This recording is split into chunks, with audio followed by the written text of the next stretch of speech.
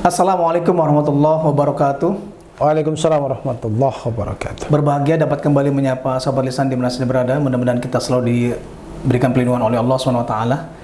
Kesempatan ini alhamdulillah kita akan coba berbincang berkenaan dengan kondisi Palestina di Gaza yang sampai saat ini kita melihatnya dalam kondisi yang serba darurat, serba susah.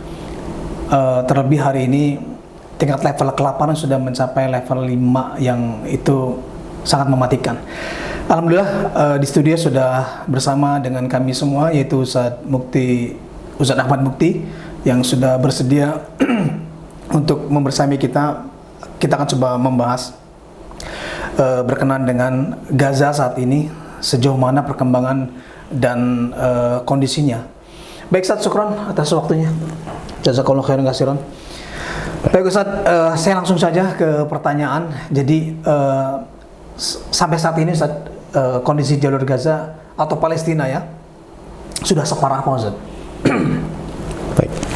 Bismillahirrahmanirrahim. Assalamualaikum warahmatullahi wabarakatuh. Waalaikumsalam warahmatullahi wabarakatuh. Alhamdulillahirabbil alamin.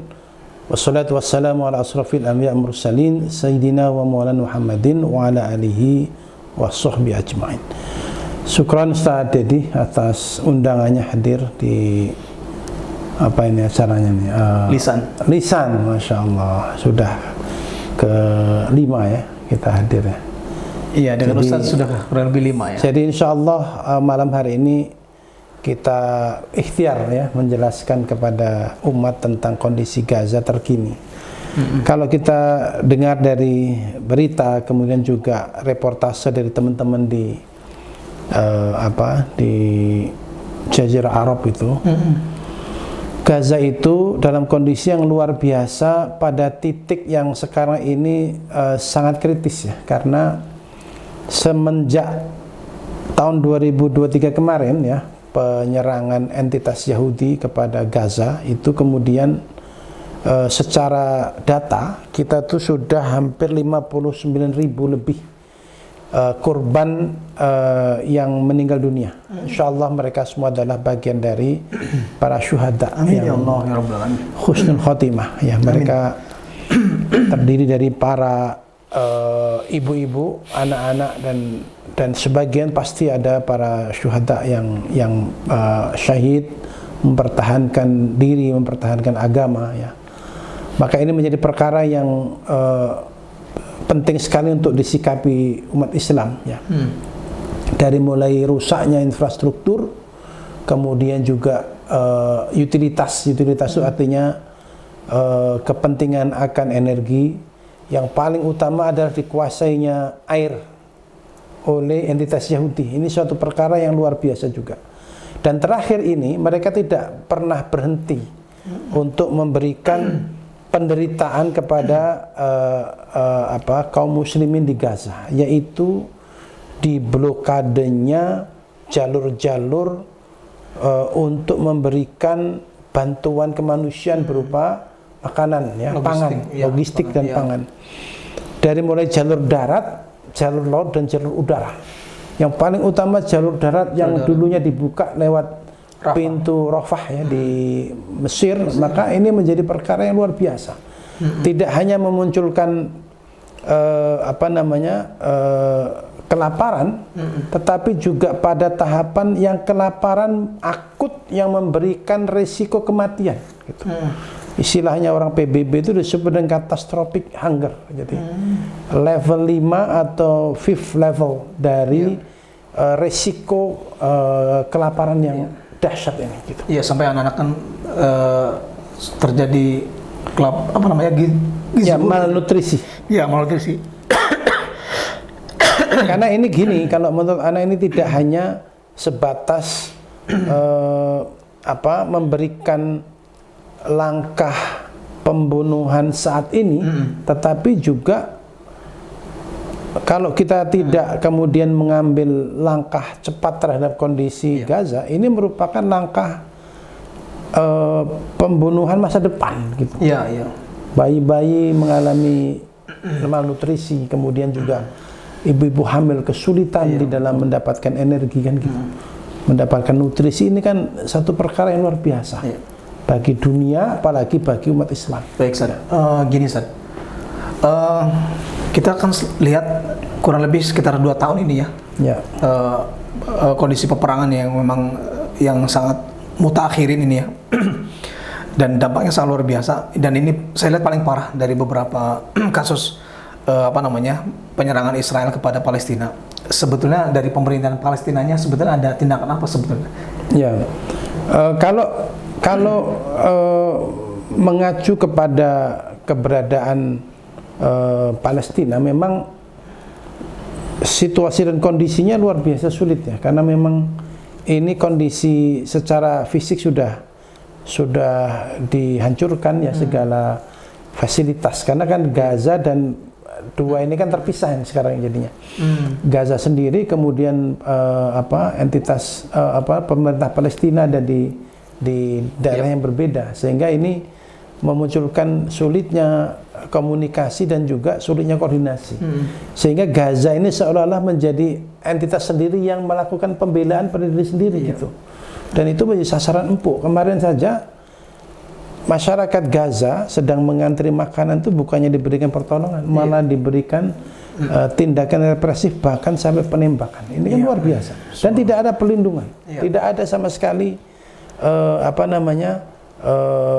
pembelaan terhadap mereka gitu. Artinya berarti memang ini kondisi yang sangat riskan, bahkan dalam posisi yang kita sebut sebagai the effort of genocide yang luar biasa. Berapa banyak yang meninggal itu dengan cara begitu gitu. Nah ini kalau kita melihat kondisi tadi yang dijelaskan Ustaz, bahwa pemerintah Palestina memang ya sebenarnya memang sudah serba sulit hari ini. Nah, yang selama ini kita menyaksikan kan yang populer mengawali adanya perlawanan ini kan itu dari Hamas. Kondisi Hamas hari ini seperti apa sebetulnya? Kalau secara ini kan kita bicara tentang disebutnya dengan psikologi war gitu. Jadi Hamas dalam kondisi yang masih posisi yang masih memiliki kekuatan. Mereka masih menjadi penopang kekuatan di Gaza. Bahkan kemudian mereka diberikan julukan oleh sesama Muslim sebagai the real terrorism itu mereka gitu. Arab, kemudian beberapa negara-negara itu memberi julukan ke para pemimpin Gaza ini, kemudian diberikan julukan teroris.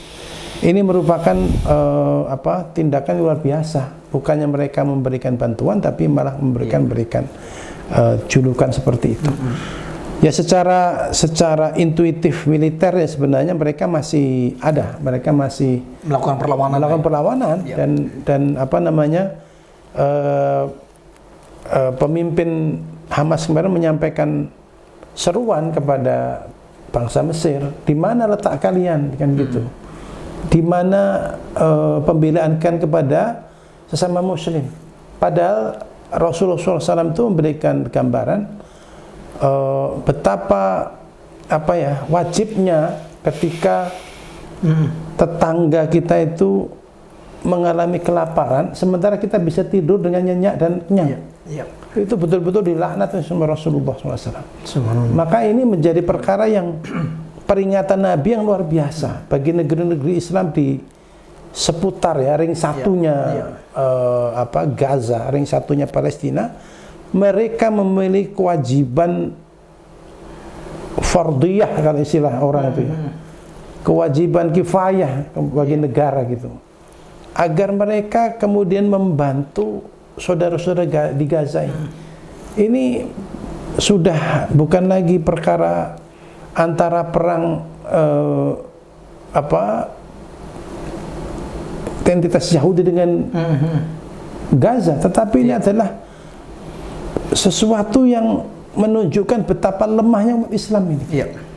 Ini Rasulullah SAW kalau masih hidup gitu ya, para khalifah masih hidup gitu, betapa sedihnya mereka gitu, melihat kenyataan bahwasanya negeri yang termasuk negeri yang dimuliakan Allah, ya negeri di mana Masjidil Aqsa berada, diacak-acak, digenosida, dirusak, ya, bahkan kemudian dibantai. Ini perkara yang luar biasa, bukan sekedar urusan kelaparan, tetapi ini adalah merupakan perlambang di mana letak pembelaan umat Islam terhadap saudara sendiri. Iya, Ustaz. Sebetulnya kan Palestina itu kan sekelilingnya ada saudaranya ya, Mesir, Arab Saudi, Yordan, dan seterusnya itu. Nah, sebetulnya apa tindakan mereka? Apakah sama sekali mereka tidak melakukan apa-apa, hanya sekedar kecaman atau seperti apa kondisi mereka ini?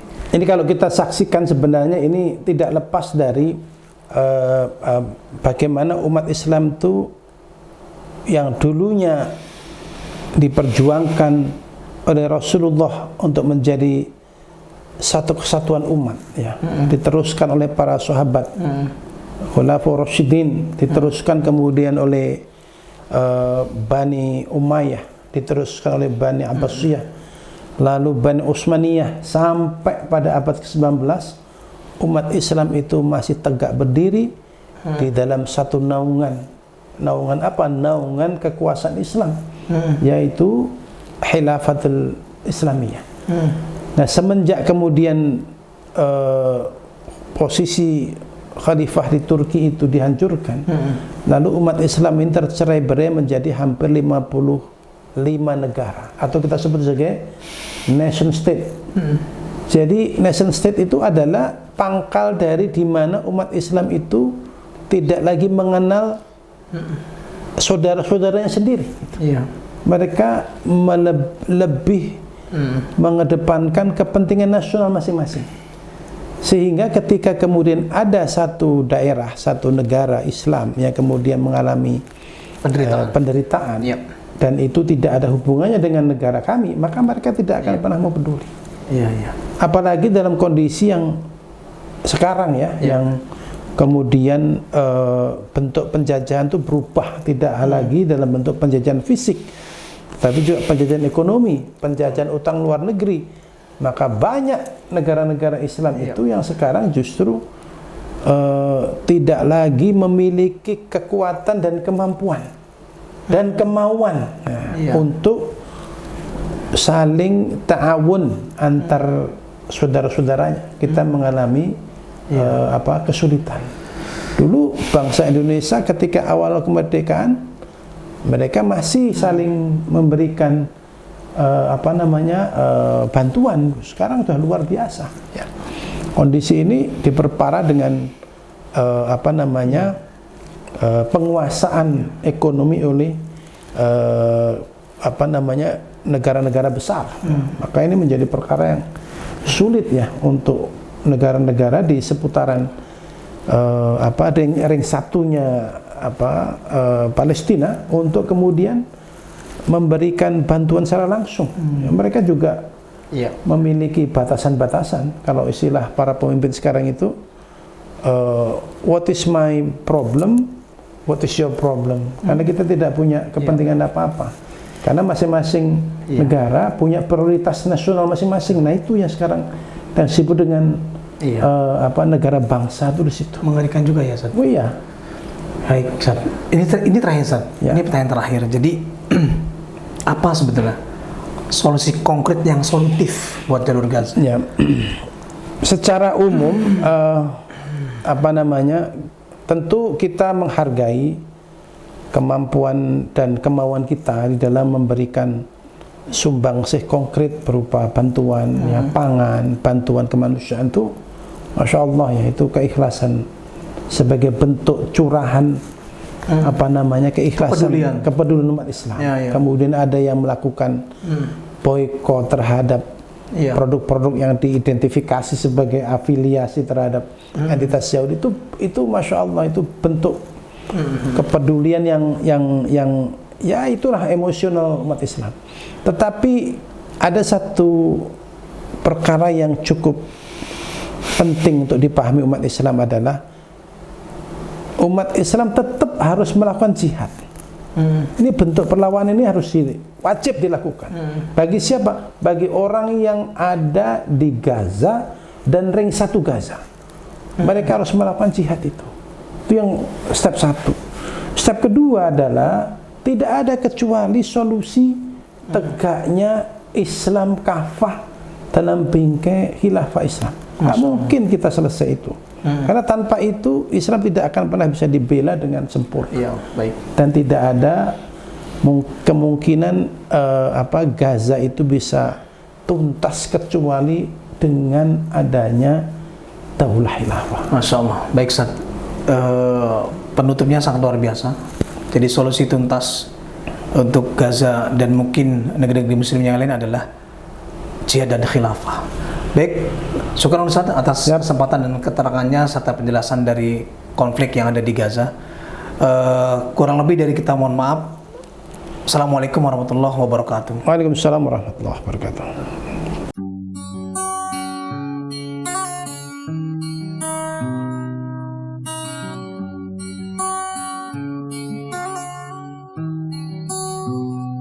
Lisan